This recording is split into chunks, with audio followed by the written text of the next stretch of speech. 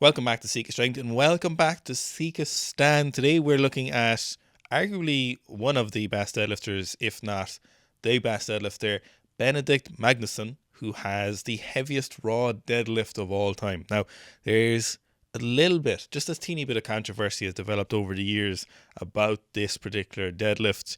We, however, are not on the side of the controversy. No. We'll explain why in a second, but let's take a look at this deadlift. So this is Benedikt, or affectionately known as Benny, from Iceland, deadlifting 460.4 kilos or 1,015 pounds. MHP seemed to be behind every major strength movement there for around 8 years in a row, didn't they? Now they're gone. Are they gone fully? I don't know. Who are they? This is a great deadlift. Who are MHP? Maximum human performance. Oh, I bet they are. Hey. So Benny, mixed grip, conventional, the gold standard. Yeah. Conventional, no cheater stuff. No weird suits or anything like that, because nobody knows how much the suit actually adds to your deadlift. This is a very, very good looking competition deadlift. The classic diatribe to the camera afterwards. Super easy. Yeah. So let's take a look at a different angle in terms of this deadlift. So there's a few of them floating around. You've all probably seen that first one. And this was done in 2011. So Benedikt was 172.8 kilos here, to be exact. And what I really like about Benedikt's deadlifts, just in terms of technique, is he makes great use of his legs. So he doesn't do this thing. Sometimes we'll see, for want of a better word, supers or the big boys. Yeah. But we'll see a lot of amateur lifters doing that as well, where they'll sit really far back with their hips. They'll drop their hips down really low into the start position. Benedikt gets to that. Hamstrings above parallel.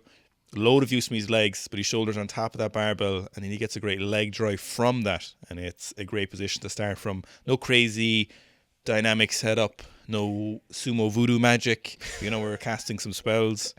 That's the other thing about his setup, and it's interesting when you see his kind of competition or powerlifting competition style deadlift. His setup appears to be even better than when he's doing the strongman lifts or lifts where he's using straps, because he has that bit more dynamism. He doesn't have to stay down in that fully flexed position for quite so long, and he's just in a better position rather than having to kind of stay in that crouched over position. His back stays nice and tight, and as Garth was saying, his hips are really well positioned on it. So 460.4 kilos, heaviest raw deadlift of all time. This particular deadlift was just a deadlift he did in competition. He didn't squat or bench in that competition. Now, there's a couple of things about this that have kind of floated around. There's rumors that the federation, for example, either had shaved or intentionally picked plates that were slightly off. They're not typical calibrated plates. They're obviously much larger and thicker, so he's getting a little bit of extra whip, which is obviously a thing that plays into calibrated powerlifting bars and powerlifting plates. And so the implication here is that it might not have been 460.4 kilos or 1,015 pounds. The implication here is that it might have been a couple of kilos less. No one really knows. And it's a fair thought sometimes to have a conversation like that. It's not something you can immediately throw out, because you do want to make sure that everything is even as possible. This was done during a period of powerlifting where, for want of a better word, everybody knew a European and world record holder and world champion. Everybody knew someone who was setting world records in powerlifting, winning a CrossFit competition, and then going winning Europeans and setting a world record in the deadlift at 120 kilos. This period in powerlifting was some of its darker days. It was gaining a lot of popularity, and as Owen was saying, there were so many federations, so many different types of competition that nobody really knew who the top dog was. I think we're kind of going past that now, and we're seeing the kind of best of the athletes going against each other at the same competition, at the same set of criteria. Now, in my opinion, because of that previous history with powerlifting, that there are a lot of question marks about the records, and that's one of the reasons I kind of like to do these videos. I like to put the internet sleuthing set of glasses on and go after it and have a look at it. And that's what we're doing today. We're having a look at the other heavy deadlifts. And in my opinion, this record is fully verified and fully deserved, because there really aren't any question marks after the next few videos we're going to see.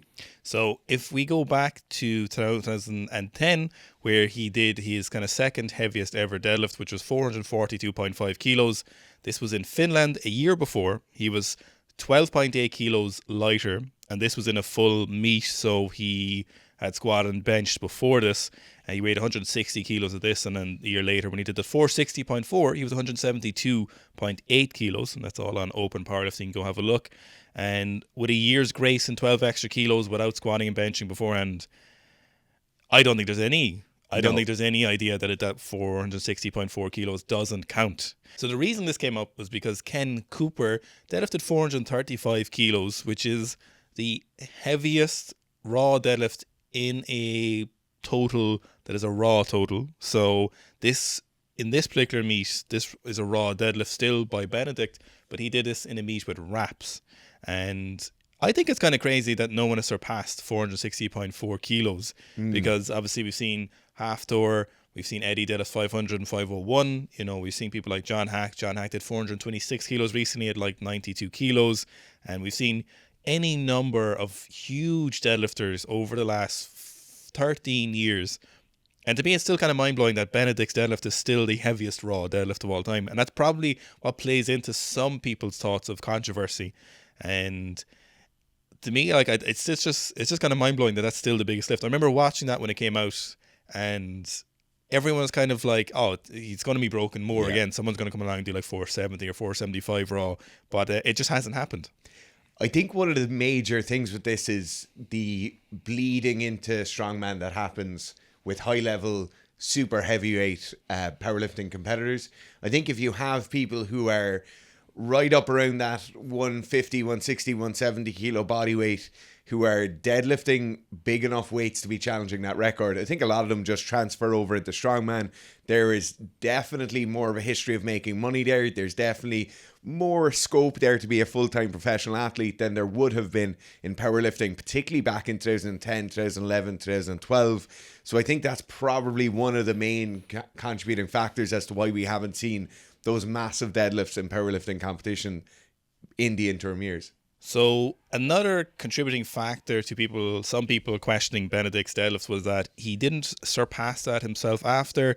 And when he was doing like Deadlift World Championships, when he was doing Europe's Strongest Man, the deadlift in Leeds, for example, he did stuff like 445. And here's his heaviest ever deadlifting competition, 465. Now, this, of course, is done with figure 8 straps and I believe a deadlift suit. The deadlift suit is quite interesting because we've heard from some people and people who are involved in strongman comment on the channel saying it can add up to 20, 25 kilos.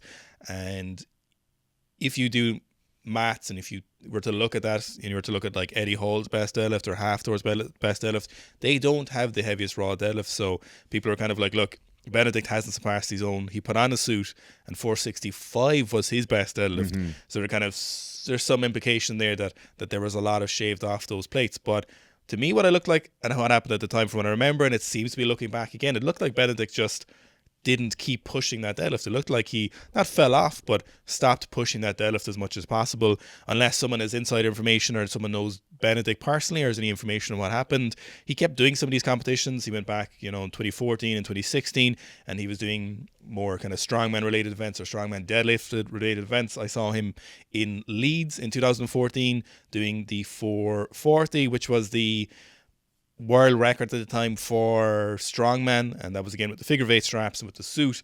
But it seems like he just maybe had injuries, maybe he just didn't want to keep pushing the deadlift that hard anymore, and maybe he knew it was something that would stand for quite a while. But that's kind of seemed what I like it happened to me, rather than this implication that he deadlifted with fake plates and he couldn't match that until he put on a suit and figure 8 several years later. Yeah, and when we're discussing this as well, it all comes with the thing that we're looking back on this now.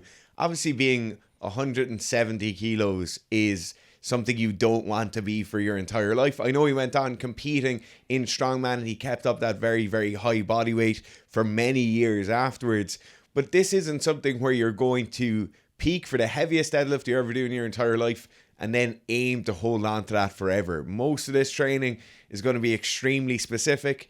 Even if you are competing professionally as a strongman, you're not going to be competing to have the heaviest deadlift of your entire life forever. You're going to do a massive peaking block. In this case, he does a massive peaking block and hits not only his heaviest deadlift ever, but the heaviest deadlift ever hit in competition. And I think it is fully expected and fully normal that an athlete would not then go on to try and keep training and keep surpassing it, particularly when the deadlifts like the 500 kilo deadlifts came out a number of years later. It's not like he has people immediately pushing who are going to break the record the year after that or 6 months after that. Most of the time, if you hit a massive world record like this, you're going to fall off, and there's probably not going to be a reason for you to constantly keep pushing that. Now, in the case of probably the most famous deadlifters in the world, Eddie versus Hafthor in the 500 kilo battle, nothing is more obvious than what we've seen with both of those athletes. We saw Eddie hit it, we saw Hafthor going out and hitting it again, and then we saw both of them falling away from those maximal deadlifts, not repeating them or not looking to repeat them. And now only this year, in the last number of months, we've seen Hafthor talking about coming back and hitting them. So it isn't something that we see in other sports. It's not something we see in powerlifting or strongman, where people go and they do a massive effort to try and hit that all-time world record and then suddenly think about holding on to that forever or continually pushing that bar up. The health implications and the long-term implications of this size of human being and all the other stuff that comes along with having to hit that deadlift means most of the time you'll see somebody going for that all-time world record, their all-time PB, and they're probably not going to get back there anytime soon, if ever. So an honourable mention as well goes to Benedikt. He attempted the 500 kilos in that same competition as Eddie, and he got it to just below the knee, but no cigarro. He looked quite a bit heavier here as well. I don't know if anyone actually knows his weight at this particular competition, but he looks, but maybe it might be the suit adding a bit of bulk, but it is an honourable mention to attempt 500 kilos. And it's interesting that there's such a discrepancy between the suit and that heaviest raw deadlift. You know, I think someone's definitely going to come along. Like, you have to imagine John Hack, if he stays north of 100, maybe he goes to 110 if it's even possible for his body weight. You'd have to wonder what he would be deadlifting raw. And obviously there's people like Ken Cooper, Nicholas Dupreez, there's Dave Richardson is the third Dave. You know, there's a whole host of people who are incredibly strong, and they're, 460 is obviously an enormous deadlift, considering we have so many strong deadlifters, and it hasn't fallen. I'd have to imagine it's going to fall soon, though, surely, even by a few kilos. Yeah, I think the general momentum that's out there with what you've got, like heavyweight powerlifters at the moment, I definitely think we're going to see those records being beaten in the next 12 months or so. So thanks for watching today's episode on Benedikt. If you would like to improve your deadlift, you can check out the Sika pull program or deadlift program on the Sika Strength app on iOS and Android. Lots of PBs. It is including a dynamic loading adjustment, video library, a coach bot, the rest of the program library. You can run 2 programs for the price of your subscription. Everyone gets a 7-day free trial on the app, and you sign up. You don't have to pay anything. You just check out the programs, 7-day free trial, just cancel before the end of the 7 days, and you'll be charged nothing. So check it out, the link below. Lots of great PBs on that deadlift program.